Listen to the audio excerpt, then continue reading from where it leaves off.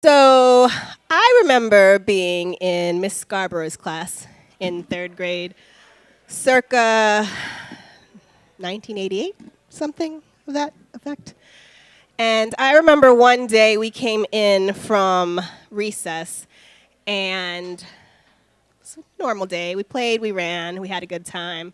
And I came in, I opened my textbook, and probably in the course of 1 minute, things changed.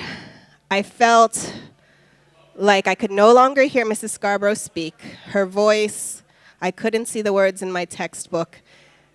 And all of a sudden, a rush of pink with undigested everything all over my textbook. And it was very confusing. I didn't know what was happening. And then the smell.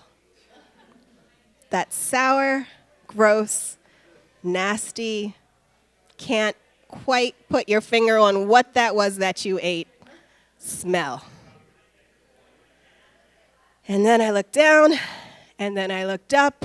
Miss Scarborough was annoyed because I had interrupted her class. The classmates were looking at me, and I was, in fact, sick. Now, that was the I just lost my lunch kind of sick. Miss Scarborough had the "you dirty rat, you just interrupted my class" kind of sick. The kids in the class were kind of like, sick.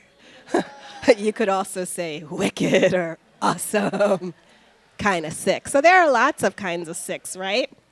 There are the kind of sick that you get when you're working, you're at your desk. I just got back from lunch in Pittsburgh, and I'm really trying to finish this final project before I leave early, and my mom's coworker is calling me at work for some ungodly reason, and I'm not listening to her. I'm only thinking, why is this woman speaking to me? And I'm like, I don't want to talk with you, I'm at work.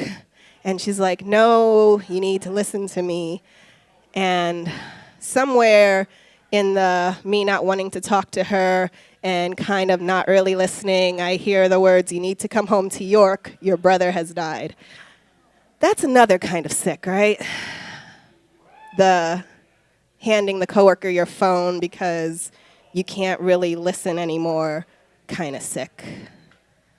There's another kind of sick. In fact, I know somebody from when I was young who I don't really recall being sick much at all. He could tell some stories. His name was Frank. Maybe he sniffed a few times, but never really sick.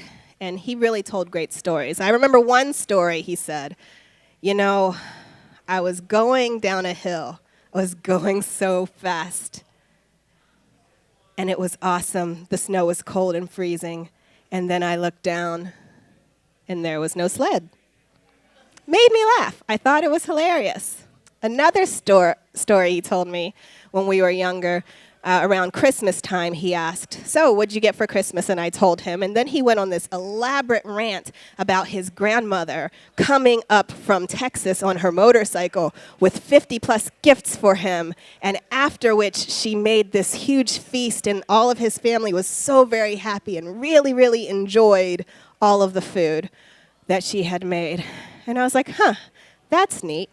So there were other Christmases and other times that I talked with him, and again, he had these elaborate stories. Sometimes they were funny, sometimes they were just like, wow, you get a lot of stuff over the holidays, or, your mom can really cook, that's great. And then as we get older, I saw him less and less and less.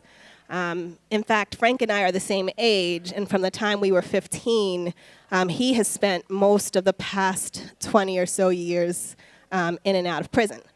But whenever he got out, he would tell me how it wasn't his fault, how someone either set him up or someone was taking advantage of him, or all of these things were happening. And I kind of thought to myself, I wonder if that's true or not. But, the stories people say when you're incarcerated, people can sometimes think, oh, of course it's the other people's fault and it's not my fault. But he really seemed convincing. He really seemed to believe it. And then, as time went on, and this happened more and more and more and more, it went 2 years, I never heard from him. And then 3 years, I didn't hear from him. But he always came back with more stories. And this last time, he said, there was this girl and she said these things. And I said, I don't know if that's true or not. And then he said, I just saw the doctor and I got the diagnosis of schizophrenia. And I thought, oh, sick.